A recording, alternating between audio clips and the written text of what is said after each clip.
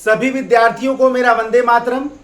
मैं विकास श्रीवास्तव विक्रमादित्य आईएएस के online coaching class में आपका स्वागत करता हूं। प्यारे विद्यार्थियों, आज अपने हिस्ट्री के लेक्चर के तहत मैं एक विशेष विषय को लेकर उपस्थित हुआ हूं। अशोक के शिलालेख। देखिए, इतिहास में चाहे वो प्री का एग्जामिनेशन हो, चाहे वो मेंस का एग्जामिनेशन हो, अशोक और अशोक के शिलालेख, अशोक का प्रशासन, ये एक महत्वपूर्ण विषय है। और मैंने देखा है कि ज्यादातर मौर्य काल का मतलब अशोक काल ही हो जाता है। इसी बात को प्रासंगिक मानते हुए आज हमने अशोक के शिलालेख और उनके विषयों का वर्णन आज यहाँ लेकर हम उपस्थित हुए हैं। और इसके तहत हम लोग देखेंगे कि अशोक के जो शिलालेख मिले हैं उसमें जो 14 लेख हैं, उन 14 लेखों का विषय क्या है। तो सबसे पहले आप ये जान जाइए कि अशोक के अभिलेख ये आप लोग जानते हैं, और यह भी जानते होंगे कि अशोक के अभिलेख 3 प्रकार के मिले हैं। पहला शिलालेख, दूसरा स्तंभ लेख और तीसरा गुहा लेख। ठीक है। और ये तीनों अपने आप में अशोक के काल के बारे में बहुत अच्छा वर्णन करते हैं। और दूसरी बात, कुछ इतिहासकार भारत के ऐसे हुए जिन्होंने अशोक के शिलालेख के आधार पर ही अशोक काल का इतिहास लिख दिया। तो आप इससे अंदाजा लगा सकते हैं। बहुत बार तो ये कहा जाता है कि अशोक के अभिलेख उसके एक प्रकार से ऑटोबायोग्राफी हैं। प्रश्न भी आता है मेंस में। तो अशोक के शिलालेख निश्चय ही अशोक का एक बढ़िया चरित्र चित्रण करता है, और यही कारण है कि इसको प्रासंगिक मानते हुए आज मैंने अशोक के शिलालेख पर एक अलग लेक्चर वीडियो बनाने का निर्णय लिया। आइए जाना जाए कि अशोक के शिलालेख जो 8 स्थानों से मिले हैं, उनमें कुल 14 लेख हैं। उन 14 लेखों में क्या क्या विषय अशोक ने वर्णित कर रखे हैं। मौर्य सम्राट अशोक निश्चय ही प्रारंभ में एक क्रूर शासक था, लेकिन कलिंग युद्ध के बाद जब अशोक ने बौद्ध धर्म अपना लिया तो उसने बौद्ध धर्म का चारों दिशाओं में प्रचार भी किया। और चारों दिशाओं में प्रचार करने के अलावा अशोक ने अपनी जनता को संतान मानते हुए उसने उनको अभिलेखों के माध्यम से संबोधित किया। भारत के इतिहास में अशोक एकमात्र पहला ऐसा शासक था जिसने अभिलेखों के माध्यम से जनता को संबोधित किया, अभिलेखों के माध्यम से जनता से संवाद किया। और अभिलेखों के माध्यम से ही जनता तक अपनी बात को, अपनी इच्छा को, अपने आदर्शों को और उन तत्वों को, उन तथ्यों को जनता तक पहुंचाया अभिलेखों के माध्यम से, जो जनता का केवल इहलोक नहीं बनाता था, माने इस लोक को नहीं बनाता था, बल्कि परलोक को भी बनाता था।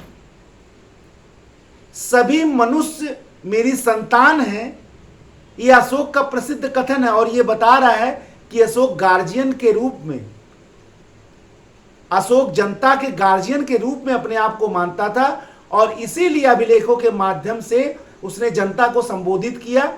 और इसी अभिलेखों में उसने बहुत सारे विषयों का वर्णन किया। तो आज अशोक के हम रॉक एडिक्ट्स के बारे में पढ़ेंगे, अशोक के शिलालेख, स्तंभ लेख और गुहा लेख के बारे में हम लोग नेक्स्ट लेक्चर में पढ़ा जाएगा। आज हम लोग शिलालेख जानेंगे, और शिलालेख में जो 8 स्थानों से मिले हैं, शहबाजगढ़ी, मनसहरा, कालसी, गिरनार, कुल ऐसे 8 जगहों से मिले हैं और उनमें 14 लेख हैं। तो इन 14 लेखों में क्या क्या वर्णन है, आज हम इनको देखना यहां हम लोग पूर्ण रूप से देखेंगे। पहला, अशोक का जो पहला शिलालेख मिला है 14 में, पहले शिलालेख में अशोक ने, प्रथम शिलालेख में अशोक ने पशुवध निषेध किया, क्योंकि अशोक जब बौद्ध धर्म का अनुयायी बन गया तो अहिंसक भी हो गया, शाकाहारी भी हो गया। हालांकि 1-2 को मारने का आदेश दिया गया था, लेकिन इस पहले शिलालेख में अशोक ने पशुवध को बैन किया था।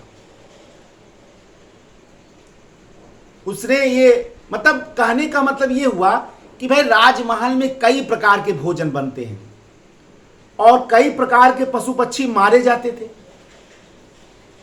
यही कारण है कि अशोक ने अपने इस प्रथम शिलालेख में राजमहल के अंदर या अन्य जगह पशुवध का निषेध कर दिया कि भाई जानवर अब नहीं मारे जाएंगे, या जानवरों को मारकर जो धड़ल्ले से मांस महल के अंदर बन रहा था वो अब नहीं होगा। ठीक है, अब उस प्रकार से धड़ल्ले से हिंसा नहीं किया जाएगा। एक बात हमेशा याद रखिएगा, अशोक ने हिंसा केवल यही नहीं रोका, भारत के इतिहास या दुनिया के इतिहास का, आज यहां इस मंच से आप ये जान लें कि भारत ही नहीं बल्कि पूरे दुनिया के इतिहास में अशोक एकमात्र ऐसा शासक था जो राजनीतिक हिंसा को भी धर्म के विरुद्ध मानता था। तो इस सामाजिक हिंसा की बात छोड़िए, इस पशु हिंसा की बात छोड़िए, वो तो राजनीतिक हिंसा को भी धर्म के विरुद्ध मान रहा था। राजनीतिक हिंसा मतलब युद्ध में जो हिंसा हो रहा है उसको भी धर्म के विरुद्ध मान रहा था। यहां तक कि भारत में जितने भी अवतार हुए उन्होंने बड़े बड़े रामायण और महाभारत के युद्ध लिखे हैं, लाखों करोड़ों लोग मारे गए हैं, लेकिन वो राजनीतिक हिंसा को धर्म के विरुद्ध नहीं माने थे। महात्मा बुद्ध जिसका अनुयायी था वो भी राजनीतिक हिंसा को धर्म के विरुद्ध नहीं मानते थे, और उन्होंने ही लिच्छवियों के विनाश के लिए अजात शत्रु को वो विधि बताया था जिसके माध्यम से लिच्छवियों का विनाश हो सकता था। ये बुद्ध ने किया था।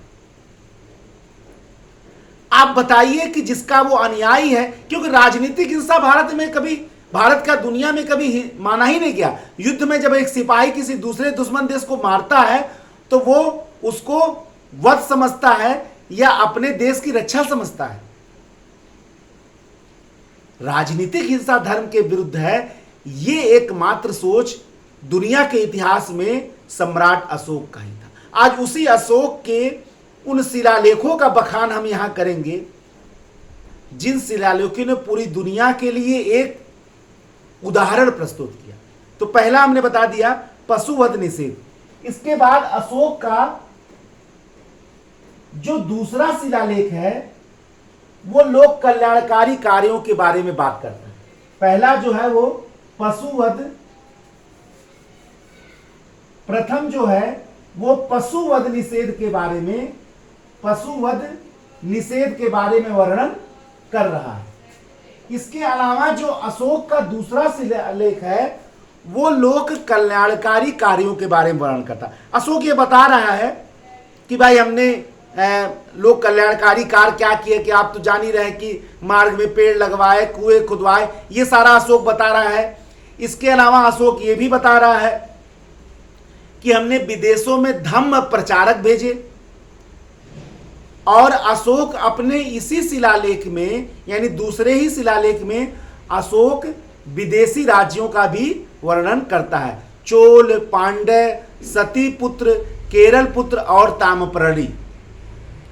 अशोक इन विदेशी राज्यों का, चोल, पांड्य, सतीपुत्र, केरल पुत्र, ताम्रपर्णी का वर्णन करके ये बता रहा है कि वे ऐसे राज्य हैं जहां मैंने प्रचारक भेजे। और आश्चर्य की बात देखिए कि बहुत सारे लोगों ने अशोक के बहुत सारे अभिलेख इन राज्यों में पाए हैं, जबकि ये राज्य अशोक के क्षेत्र से बाहर थे। अभी बताइए, दक्षिण का चोल राज्य उस समय भले ही अशोक के अधिकार क्षेत्र से बाहर था, लेकिन अशोक के प्रभाव क्षेत्र से थोड़ा बाहर था।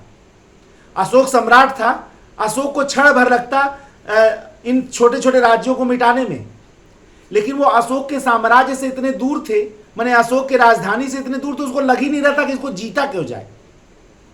लेकिन वहां वो अपने प्रभाव से धम्म का प्रचार कर रहा था। ऐसा नहीं है कि वो इनको अपने प्रभाव में नहीं रखा था। ये प्रश्न बार बार पीसीएस में आता है कि अशोक के कौन सा शिलालेख है जो विदेशी राज्यों का उल्लेख करता है, तो उत्तर होगा दूसरा। तीसरे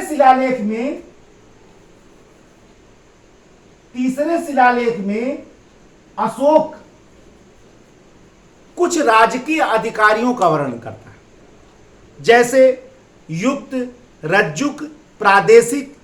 ये उसके जमाने के बड़े प्रशासनिक अधिकारी थे। जो प्रादेशिक था वो उसके जमाने में आज के जमाने का कमिश्नर था। रज्जुक जो है वो आज के जमाने का जिलाधिकारी था। अशोक इन बड़े बड़े अधिकारियों को आदेश देता है कि भैया 5 वर्ष के बाद तुम न्याय के लिए पूरे साम्राज्य भ्रमण पर निकलो। अशोक ने रज्जुकों को बहुत पावर दे रखा था, और ये जब 5 वर्ष के बाद ये भ्रमण के लिए निकलते थे तो इनके पास सुपर पावर होता था, स्पेशल पावर होता था। अगर किसी को दंड दिया गया तो दंड को ये क्षमा भी कर सकते थे। हालांकि इसमें कई प्रकार के अधिकार उसने बांट रखे थे, लेकिन स्पेशल अधिकार इन लोगों को दिया हुआ था अशोक ने।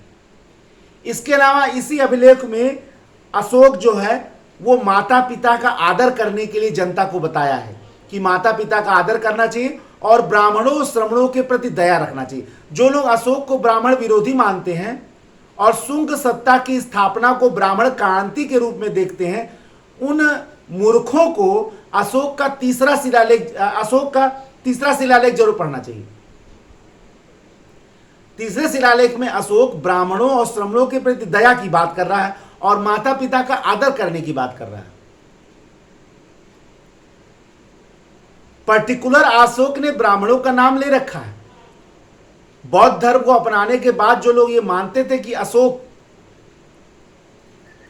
क्या, वो तो ये भी इल्जाम लगाते कि मौर्य साम्राज्य के सारे शासक जो है वो ब्राह्मण धर्म के इतर थे, और इसीलिए शुंग ब्राह्मण ने, पुष्यमित्र शुंग नामक ब्राह्मण ने ब्राह्मण क्रांति का उत्पन्न करके मौर्य सत्ता को समाप्त कर दिया। मुझे तो लगता है चाणक्य तो स्वयं ब्राह्मण थे, जिन्होंने मौर्य सत्ता की स्थापना में सबसे अहम रोल निभाया था। अगर वो ब्राह्मण विरोधी होते मौर्य सम्राट, तो क्या ऐसा करते? और मुझे तो यह भी लगता है कि भारत के इतिहास में शायद अन्य राजाओं ने जितना किया हो उससे ज्यादा ब्राह्मणों के लिए अगर कोई किया होगा तो वो चंद्रगुप्त मौर्य ने किया या मौर्य सम्राटों ने किया होगा। आलोचना और खंडन करने के पहले विषय की सही समझ जरूरी है। इतिहास के विषय बहुत सारे अनुमान पर आधारित हैं, तत्काल निर्णय ले पाना संभव नहीं होता है। इसके अलावा अशोक का जब चौथा शिलालेख हम जब चलते हैं तो अशोक ने उसमें लिखा है भेरी घोषबंद। चौथे शिलालेख में अशोक कहता है भेरी घोषबंद और धम्म घोष का प्रारंभ किया। भेरी घोष बंद करके धम्म घोष का प्रारंभ किया। अच्छा, एक बात है, एक चीज यहां बहुत जरूरी है जानना। यहां बार बार धम्म शब्द आ रहा है, तो धम्म शब्द को जनरली लोग बौद्ध धर्म समझ लेते हैं। और आपको जान के आश्चर्य होगा, अशोक के मुख्य शिलालेखों में कहीं भी इसका नाम नहीं है बौद्ध धर्म का। धम्म का मतलब बौद्ध धर्म नहीं है। धम्म का मतलब है आचारों की संहिता, नैतिक नियमों का संग्रह। अपने जनता के कल्याण के लिए जिन नैतिक संहिताओं का अशोक ने वर्णन किया, जिन आचार संहिताओं का वर्णन किया, उसी को धम्म कहा गया है। अशोक जान रहा था कि जनता हमारी नैतिक बने, जनता हमारी कल्याणकारी बने, जनता हमारी सदाचारी बने, ताकि यह लोक ही ना बने परलोक भी बने। आप बताइए, क्या ऐसा किसी राजा के बारे में आप कल्पना कर रह सकते हैं जिसने जनता के गार्जियन के रूप में यह लोक के साथ साथ परलोक को भी बनाया? भारत के इस इतिहास में अशोक के केवल चंड अशोक के रूप में जाना जाता है, जिसने अपने 99 भाइयों की हत्या करके गद्दी पर बैठा। यह बिल्कुल गलत है, क्योंकि आगे मैं आपको 5वां शिलालेख बताने जा रहा हूं। चौथा शिलालेख में धम्म घोष बंद करके भेरी घोष का उसने भेरी घोष माने युद्ध में जो भेरी बजता है, तो उस भेरी को बंद कर दिया गया और मैंने धम्म घोष प्रारंभ कर दिया, धम्म का प्रतिपादन किया, जनता के आचरण को सुधारने का मैंने कार्य किया। यह अशोक कह रहा है। अशोक का 5वां शिलालेख बहुत ही विशिष्ट है। क्यों विशिष्ट है? क्योंकि अशोक के इस 5वें शिलालेख में उसके भाइयों के परिवार का उल्लेख है। ठीक है ना? यानी कि अगर अशोक ने अपने 99 भाइयों का समापन कर दिया होता, उनकी हत्या कर दिया होता, तो क्या वो उनके परिवार रहते? क्योंकि अगर आप तुर्कों के काल में देख लीजिए, मुगलों के काल में देख लीजिए, शाहजहां जब जहांगीर की मृत्यु हुई तो शाहजहां दक्षिण भारत में था, और शाहजहां ने दक्षिण भारत से ही अपने आसफ खां को वहां से भेज दिया कि मुगल साम्राज्य का कोई ऐसा वारिस ना बचे जो मुगल साम्राज्य का दावेदार हो। आसफ खां ने सबको समाप्त कर दिया। अगर ऐसा आदेश अशोक देता तो उसके जीवित भाइयों का उल्लेख या जीवित भाइयों के परिवार का उल्लेख होता? तो 99 भाइयों को मारकर गद्दी पे बैठने वाला तो थ्योरी ही गलत हो जाता है। हाँ, इसमें कोई दो राय नहीं कि अशोक ने चंड अशोक के रूप में बहुत लोगों को काल कलवित किया।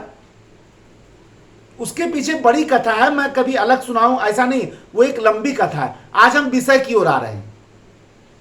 देखिए, इतिहास के विषय बहुत रोचक हैं, और रोचक होने के कारण जो है वो कॉन्सेप्चुअल भी हैं, गहन अध्ययन की आपसे समझ रखते हैं।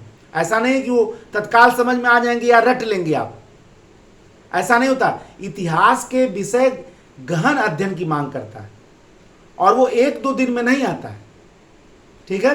तो धीरे धीरे हम सारे आपको क्लासेस में आपको गूढ़ रहस्यों के बारे में इतिहास, मेरा तो उद्देश्य ही है वैचारिक क्रांति। मेरे लेक्चर कोई मनोरंजक नहीं है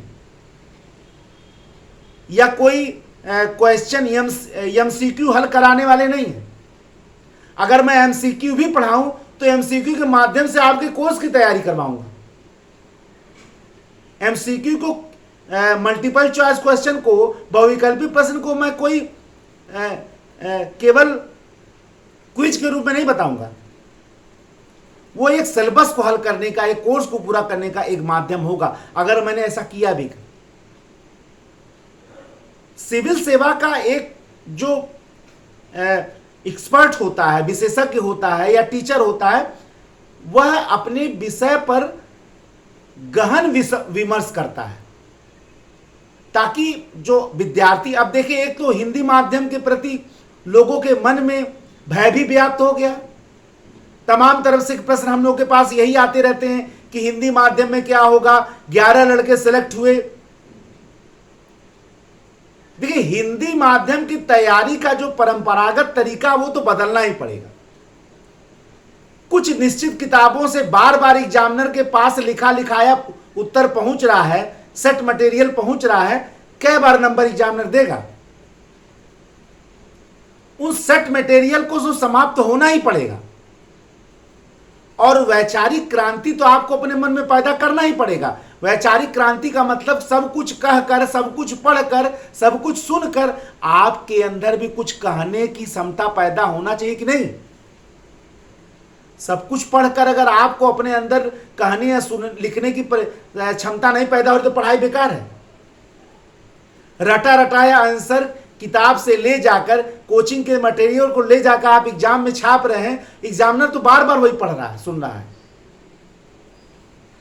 यहां माइंड करने वाली बात है कि इंग्लिश मीडियम के पास बहुत सारे मटेरियल उपलब्ध हैं और वो लड़का अपने उत्तर को बदल भी सकता है, लेकिन हिंदी मीडियम में गिने चुने किताबों को, यानी कि जो तैयारी है अब उसका ढर्रा हिंदी माध्यम के विद्यार्थियों को कुछ ना कुछ तो बदलना ही पड़ेगा।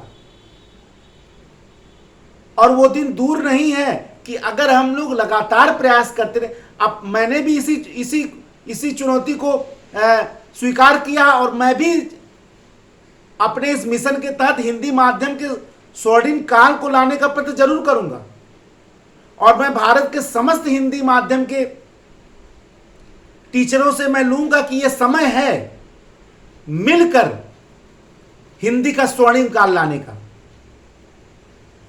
संघ लोक सेवा आयोग को जरूर दिखाना है कि मैकाले की जिस विचारधारा को तुम भारत में स्थापित करना चाह रहे हो वो दूर की कौड़ी साबित होगा।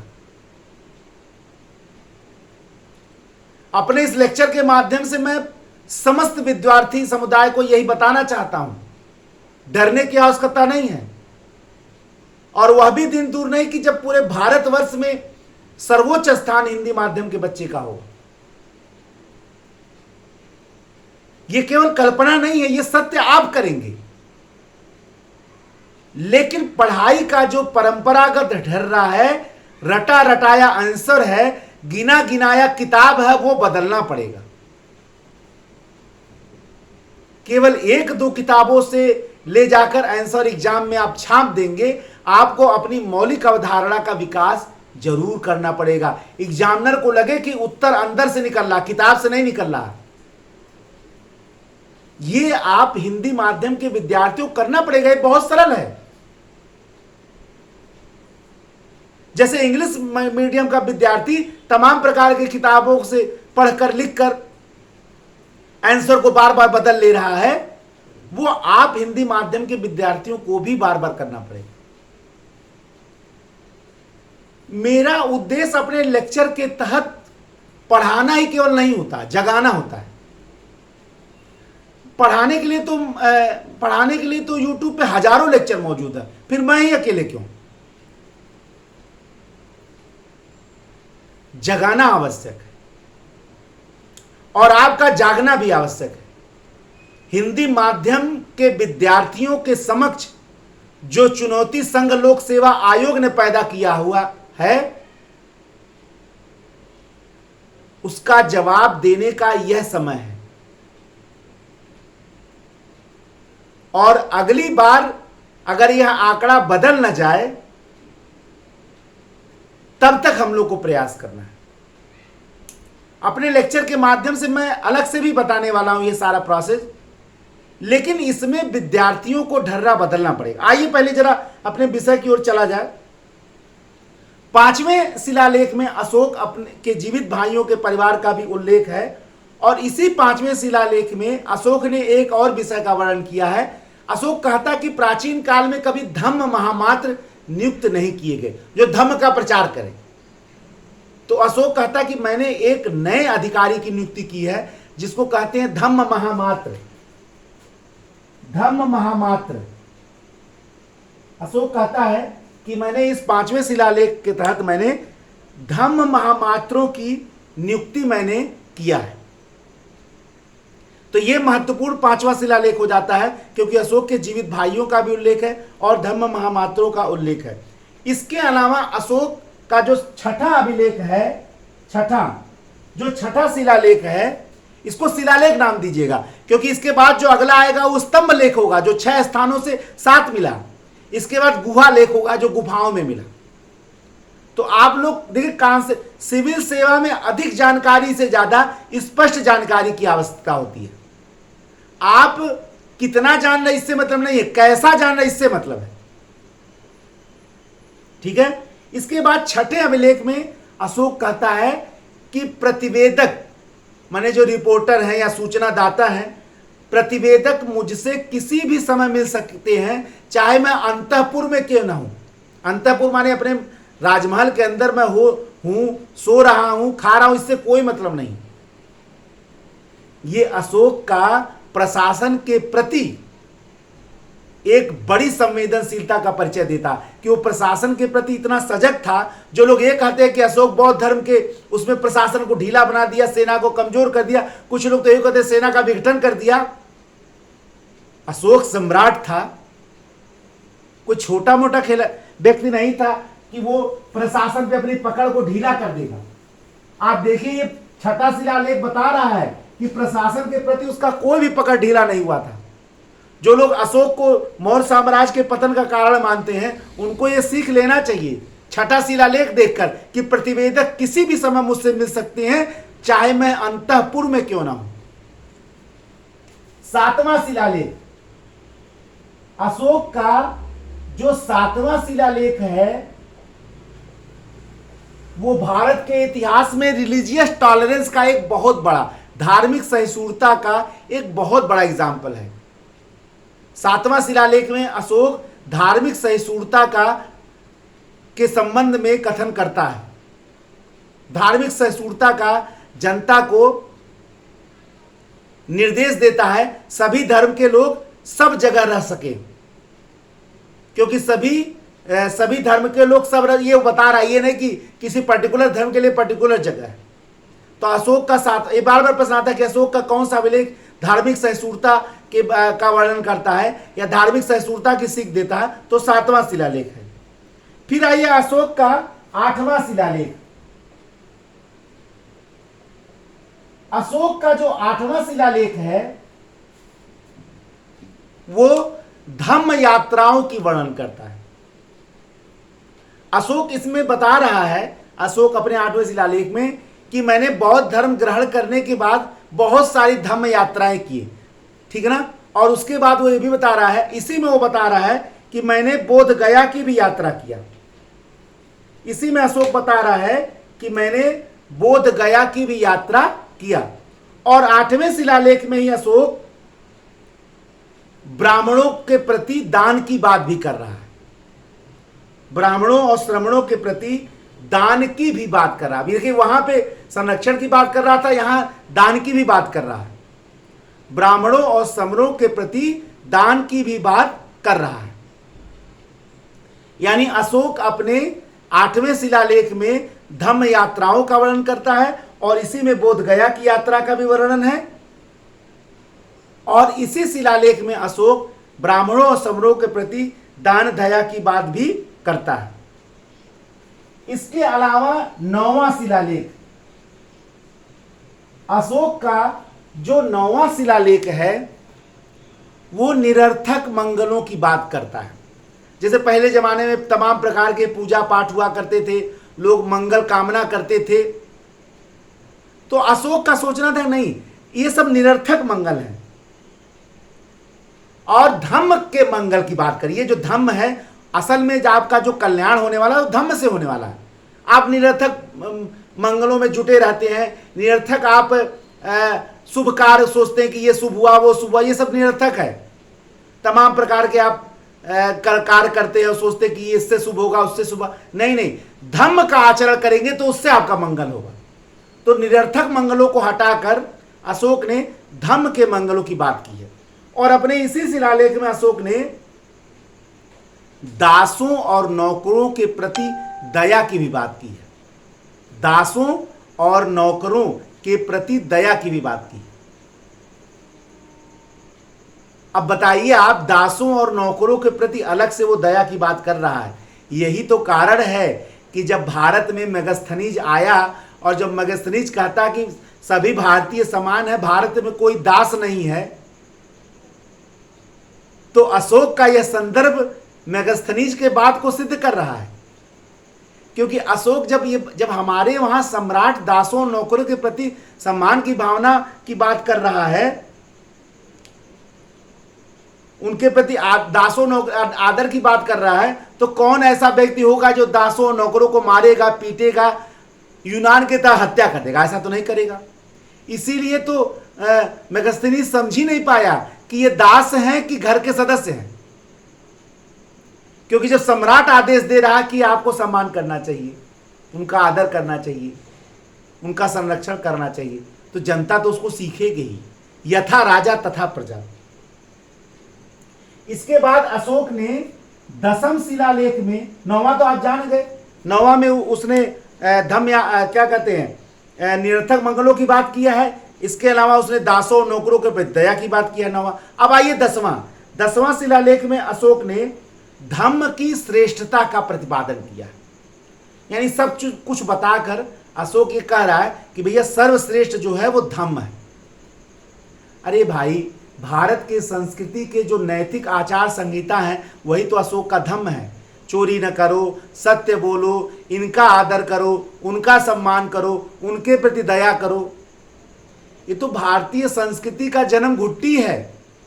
अशोक तो भारतीय संस्कृति को ही, भारतीय संस्कृति के नैतिक नियम को ही धम्म कह रहा है और एक प्रचारक के रूप में धम्म का प्रचार कर रहा है। भारत के नैतिक नियमों का तो प्रचार कर रहा है, भारतीय संस्कृति का ही प्रचार कर रहा है। अशोक भारतीय संस्कृति के प्रचारक के रूप में ही देख रहा है। एकादश शिलालेख में अशोक धम्म की शिक्षा और धम्म की प्रशंसा कर रहा है। अपने एकादश यानी 11वें शिलालेख में, अपने 11वें शिलालेख में अशोक धम्म की शिक्षा के बारे में बात कर रहा है, धम्म की प्रशंसा कर रहा है तथा दान पर भी बल दे रहा है, तथा दान पर भी बल दे रहा है। यानी एक प्रकार से 11वां शिलालेख धम्म की प्रशंसा पर है, धम्म की शिक्षा पर है और दान देने पर बल पर भी है। और दान तो निश्चय ही भारत की संस्कृति का एक अभिन्न अंग है। इसके बाद अशोक का जो 12वां शिलालेख है वो भी विशेष है। 12वां शिलालेख, अशोक का 12वां शिलालेख धार्मिक सहिष्णुता की बात करता है। अभी देखिए रिलीजियस टॉलरेंस के बारे में हम लोग वहां पढ़ा। 7वां शिलालेख भी अशोक का जो है वो किसकी बात कर रहा था? धार्मिक सहिष्णुता की, कि सभी धर्मों के लोग सब जगह रह सकते हैं। इसी प्रकार अशोक का 12वां शिलालेख भी धार्मिक सहिष्णुता, जो भारत में धार्मिक स्वतंत्रता या भारत को एक सहिष्णु, धार्मिक सहिष्णु राज्य के रूप में माना गया। धार्मिक सहिष्णुता तो भारत की संस्कृति का एक जन्म घुट्टी है। अशोक उसी का तो प्रचार कर रहा है। 12वें शिलालेख में अशोक यह कहता है कि व्यक्ति को अपने धर्म का आदर तथा दूसरों के धर्मों की अकारण निंदा नहीं करना चाहिए। एक गार्जियन के रूप में, एक अभिभावक के रूप में अशोक जनता को धार्मिक रूप से सहिष्णु, धार्मिक सौहार्द के रूप में, सांप्रदायिक सौहार्द की शिक्षा दे रहा है। और अशोक सर्वधर्म समभाव की भावना का प्रचार कर रहा है, जो हमारी संस्कृति, हमारी संस्कृति का सर्वे भवन्तु सुखने का भी प्रचार कर रहा है। इसके अलावा यानी एग्जाम में बहुत बार आता है कि अशोक का कौन सा शिलालेख धार्मिक सहिष्णुता की बात करता है। मैंने आपको सारे विषय बता दिए और 90% निश्चित है कि अशोक के शिलालेख के विषय से अगर प्रश्न आएगा तो इस लेक्चर से जरूर आ जाएगा। हालांकि पूछने वाला स्वतंत्र है और फंसाने और लड़ाने वाला हम लोग पढ़ाते भी नहीं। हम आपको कॉन्सेप्ट देने के लिए यहां पढ़ा रहे हैं। हालांकि एग्जाम में आएगा ये तो निश्चित है, लेकिन एक सिविल सेवा के शिक्षक को, मेरे अनुसार से मार्गदर्शक को, बच्चों का जो अस्पष्टता है उसको दूर करने के लिए पढ़ाना चाहिए, बच्चों को एक गहन ज्ञान देने के लिए पढ़ाना चाहिए, उनका कॉन्सेप्ट बनाने का, कॉन्सेप्ट बिल्डिंग का काम करना चाहिए। और यही मेरा उद्देश्य है एग्जाम में। एग्जाम को भाई एग्जाम ओरिएंटेड तो है, तो ऐसा हो ही नहीं सकता एग्जाम ओरिएंटेड ना हो, क्योंकि अनुभव सबसे बड़ी चीज। अगर अनुभव है और आपने जीवन इसी में लगाया है तो आप जो बताएंगे वो निश्चय ही बच्चों के लिए एक माइलस्टोन ही साबित होगा। केवल वीडियो लेक्चर लाइक्स बढ़ाने, सब्सक्राइब बढ़ाने के लिए बनाया तो अलग की बात है, उससे बहुत कुछ मिलने वाला नहीं है। लेकिन अगर बच्चों के मार्गदर्शन के रूप में अगर आप लेक्चर बना रहे हैं तो जरूर निश्चित मिलना ही मिलना है। 13वां शिलालेख, अशोक का 13वां शिलालेख विशेष है, क्योंकि 13वें शिलालेख में अशोक ने कलिंग युद्ध का वर्णन किया है। वह कलिंग युद्ध जिसने अशोक के जीवन की प्रणाली को ही परिवर्तित कर दिया, जिसने अशोक को भेरी घोष के जगह धम्मघोष अपना दिया, जिसने अशोक को बौद्ध बना दिया, जिसने चंड अशोक को महात्मा बुद्ध का एक साधारण अनुयायी बना दिया। 13वें शिलालेख में अशोक कलिंग युद्ध का वर्णन करता है और 13वें शिलालेख में भी विदेशी राज्यों का उल्लेख किया है अशोक ने। इसमें यूनानी राज्यों का 5 यूनानी राज्यों का भी वर्णन किया गया है 13वें शिलालेख में, क्योंकि इन स्थानों पर अशोक ने अपने धर्म प्रचारक भेजे थे। तीसरे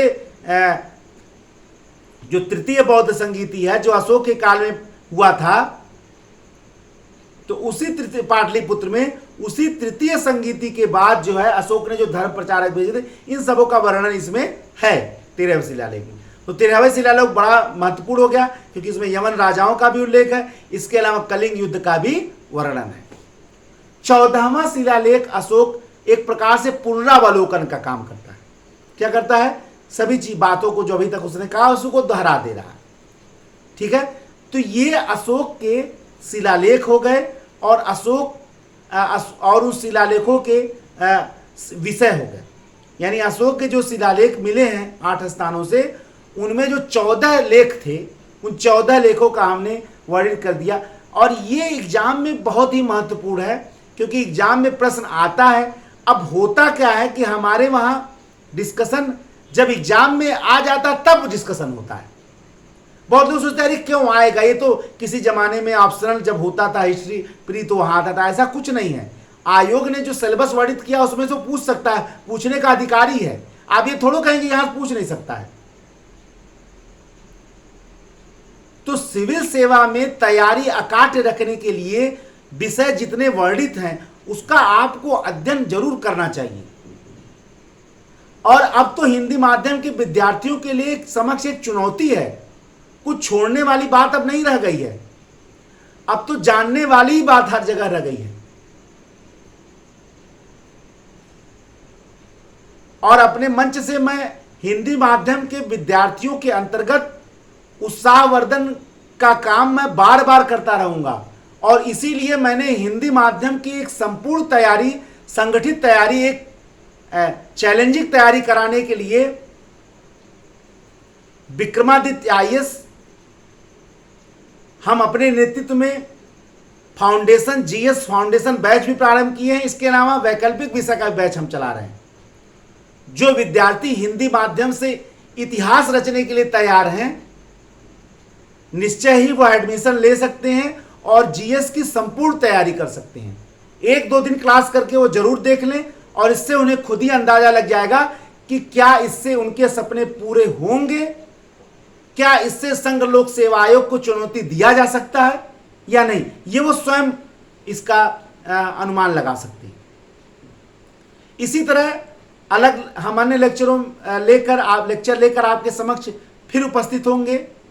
तब तक के लिए जय हिंद, जय भारत, वंदे मातरम। धन्यवाद।